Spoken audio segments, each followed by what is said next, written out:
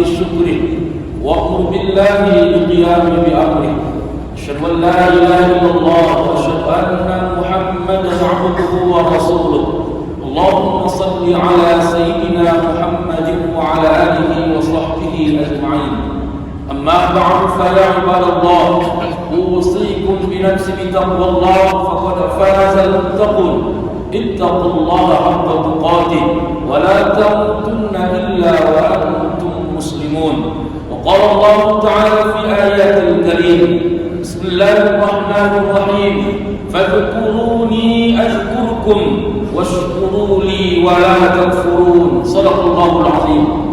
Seuntai kata mengucap doa, kita manusia biasa di depan Allah Ta'ala, walaupun kita mulia di antara manusia lainnya. Karena itulah pembeda di antara kita, hanya takwalah yang membedakan kita antara sesama di hadapan Allah Ta'ala, menjalankan segala perintahnya, menjauhi segala larangannya. InsyaAllah kita layak disiapkan dan menjadi hamba yang menjadi penghuni surga. Salawat dan salam kepada junjungan alam Nabi Muhammad Rasulullah sallallahu alaihi wasallam. Allahumma salli ala sayyidina Muhammad wa ala ali sayyidina Muhammad. Mudah-mudahan kita layak menjadi umat yang dapat syafaat. Amin ya rabbal alamin. Hadirin jamaah Jumat yang dirahmati Allah, ada yang tak bisa diulang kembali. Walau ditangisi di rata tak ada guna lagi. Maka kita jaga mulai malam hari ini jangan sampai terulang lagi. Pertama, apa yang tak bisa diulang kembali? Al-kalimatu ba'da an tuqala, kata-kata yang pernah diucapkan. Kalau dia itu baik akan jadi ingatan, kalau dia sakit akan jadi lupakan. Makanya hilangkan penyakit orang berbicara ada tiga. Pertama, ananiyah. Apa makna ananiyah? Kalau bukan karena saya, kalau bukan karena aku, ini penyakit orang zaman sekarang. Walau bukan karena aku pimpinannya, walau bukan karena aku bupatinya, walau bukan karena aku gubernurnya, walau bukan aku presidennya, tak akan begini. Itulah penyakit orang zaman sekarang. Walau bukan karena aku yang masuk kau kerja, walau bukan karena aku yang menyekolahkan kau tidak siapa-siapa. Inilah penyakit yang membuat tak bisa diulang kembali.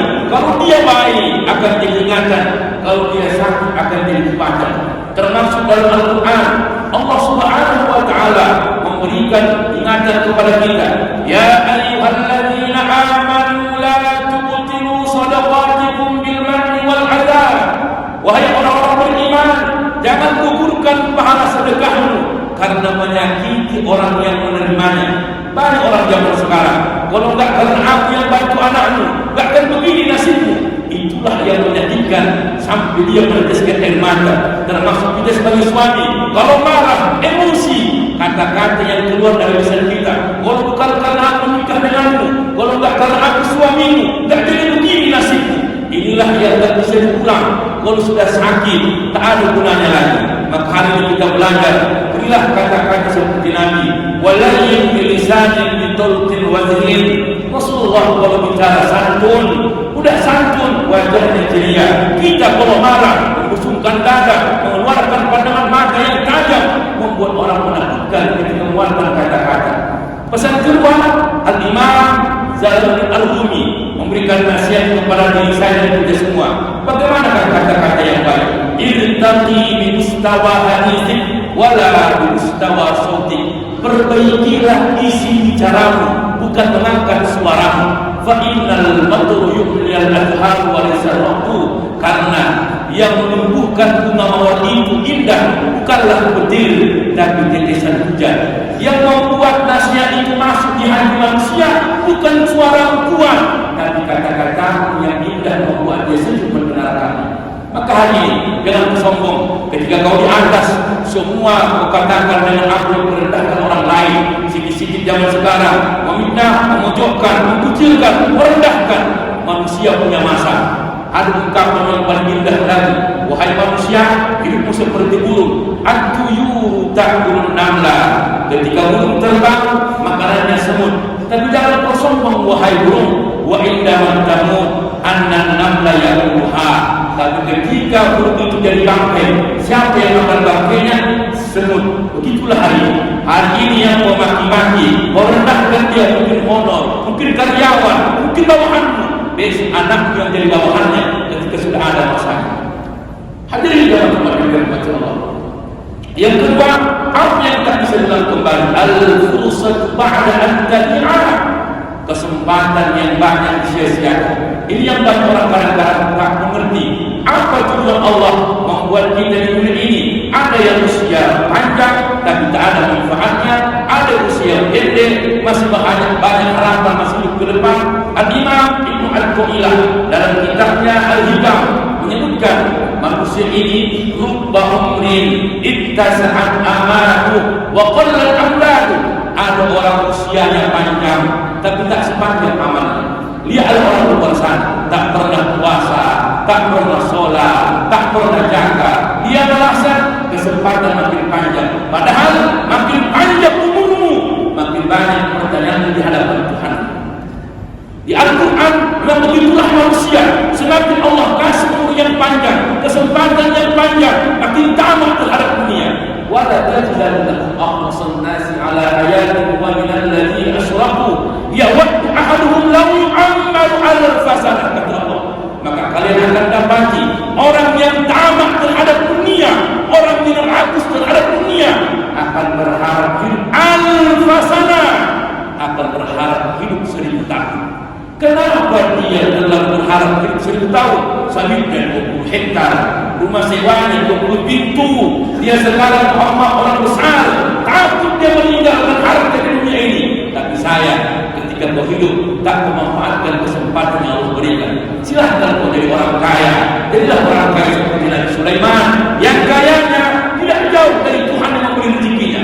Makanya besok di yaumul kiamat tidak ada alasan bagi kita selalu meninggalkan perintah Allah. Pertama, ada 3 orang yang didatangkan Allah. Pertama, orang kaya. Ditanya Allah, ya Ghani, wahai orang kaya. Ini saya kutip dalam kitab Hayatus Salaf yang ditulis Al-Imam Dr. Ahmad Nasir At-Toyar. Ketika orang kaya nanti ditanya di yaumul kiamat, ya Ghani, wahai orang kaya, ya Allah, mana an ibadati?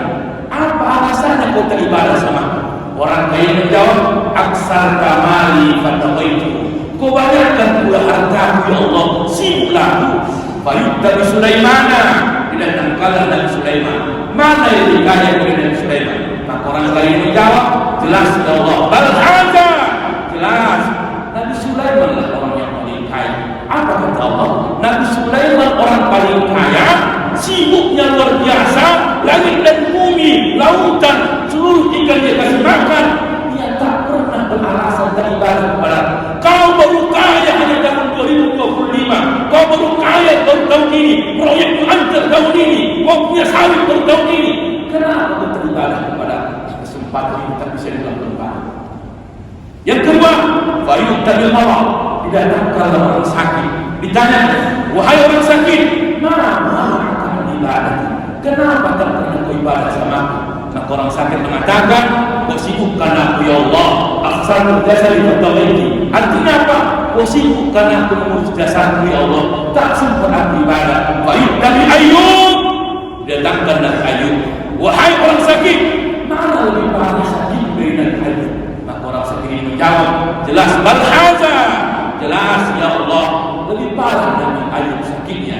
Dia hanya berfungsi 2 anggota tubuhnya, hati dan lisannya. Kau hanya tak bisa jalan, kau hanya lemas, demam, pilek. Sudah kau tinggalkan sholat, tak ada kesempatan lagi dan tak ada alasan di hadapan Allah. Maka yang ketiga, ini yang paling dahsyat. Apa alasan yang kau tak ibadah kepadaku? Maka orang-orang yang sibuk menjawab, aku diatur oleh atasanku. Itu Nabi Yusuf. Nabi Yusuf di penjara, ditekan, tapi tak pernah dia jauh dari perintah Allah. Sekarang lihat pejabat kita, lihat PNS kita, lihat pegawai kita, lihat karyawan kita, lihat pekerja kita. Lebih takut dia sama atasannya daripada sama Tuhannya. Lebih takut dia sama atasannya daripada sama Tuhannya. Kalau atasannya nelpon, kau nyampe di kantor bupati jam 7.15, kau nyampe tengah 7. Tapi ajal Jumat jam 12.20 kau nyampe tengah 1. Kenapa? Karena kau lebih takut sama atasan daripada sama Tuhan. Hadirin jemaah yang dirahmati Allah, ini tak bisa ulang kembali. Kalau ada orang yang takut sama Tuhannya, lihatlah Nabi Allah. Apa katanya? Aku tak pernah takut kepada siapapun, hanya kepada Tuhan. zaman sekarang lebih rela dia mati lebih atasannya daripada mau mempertahankan perintah Tuhan. Kau diperbudak oleh pekerjaan, tapi kau lupa siapa yang memberikan pekerjaan itu dari Tuhan. Hadirin teman-teman dirahmati Allah. Yang ketiga, apa yang tak bisa diulang kembali? Walaupun hati orang kaya ketika dia miskin. Lihat orang kaya ini, masuk diskotik habis sekian puluh juta. Begitu bangkit, kau meneteskan air mata. Lalu kau mengucap, kalau tahu dulu begini indahnya bersedekah, akan bersedekah tiap bulan dapat malam. Tak ada gunanya lagi, sudah habis. Maka malaikat berdoa dengan orang kaya yang baik. Apa doa malaikat? Dalam kitab ada dunia wadin yang ditulis Imam Hasan al-Mawardi disebutkan, Allahumma a'ti munfiqan khalfa wa mumsikan talafa. Orang kaya yang memberikan hartanya setiap hari, dia takkan misal bahkan berbahagia. Apa doa malaikat? Ya Allah, gantilah orang yang berimpah hartanya hari ini. Wa mumsikan talafa. Tapi ingat ya Allah, malaikat kedua berdoa, hancurkan orang yang menahan hartanya hari ini. Bagaimana cara Allah menghancurkan harta kita yang tidak kita manfaatkan dengan kebaikan? Anak melamar pegawai, anak melamar polisi, 2 kali 3 kali, mau bayar ratusan juta, hangus. Kau sakit, bolak-balik kau berobat ke dokter, ke spesialis, berangkat ke luar negeri, jual sawitmu, habis. Begitulah cara Allah mengikis hartamu kalau kau manfaatkan dengan kebaikan. Tengok sejarah dalam ini. Tidak ada sejarahnya orang dermawan yang berlimpah ke miskin. Akhirnya kaya. Kenapa? Doanya bagi orang yang bahagia menerimanya akan tersenyum mengucapkan doa. Terima kasih Pak. Terima kasih Pak. Itulah doa orang yang pada pas menempatkan harta. Jadi ketika orang kaya dan miskin hanya tetesan air mata. Dulu saya Pak Ustaz punya sawit 20 hektar. Kemana? Ke diskotik, bayar orang di kampung. Di mana saya duduk semua saya bayar. Ketika duduk di masjid, kau lah yang paling pelit. Duduk kau di kampung, duduk kau di kedai kopi, kau lah orang paling kaya. Dan kau duduk di masjid, kau lah orang yang paling miskin. Kenapa?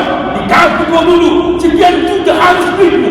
Tapi ketika kau duduk di masjid, tak keluar uang dari kantong. Hadirin jamaah Jumat yang dirahmati Allah. Yang terakhir, apa yang tak bisa diulang kembali? Binatang tak ada gunanya. Al-waktu ba'da ayyamnya, masa lalu yang sudah hilang. Yang muda yang bersombong. Ketika kau muda dalam dalam ada taatmu, semakin banyak dosa yang tunjukkan di hadapan Tuhan. Orang sekarang tak yakin. Kenapa? Karena tak ada efeknya. Orang yang berzina, orang yang memakan haram, orang yang berjudi, orang melakukan keharaman, belum ada efeknya. Besok Allah tunjukkan wa wudi'al kitab fataral mujrimina musfiqina mimma fihi wa yaquluna ya waylana lima hadzal kitab. Ketika Allah letakkan buku catatan kita masing-masing, lalu kita akan protes, ini buku apa ya Allah? Kata Allah, la yughadiru saghirah wala kabirah. Inilah buku catatan, mau kecil mau besar, di sini dituliskan. 2 malaikat yang mendampingi takkan silap mencatat apa yang kau lakukan. Mari kita belajar kesempatan Allah berikan. Yang muda manfaatkan kebahagiaan, yang tua jangan sia-siakan. Allah berikan umur yang panjang. Semua kita punya dosa. Jangan hinakan masalah orang lain. Mungkin dia terlihat soleh dan Allah membuka aibnya.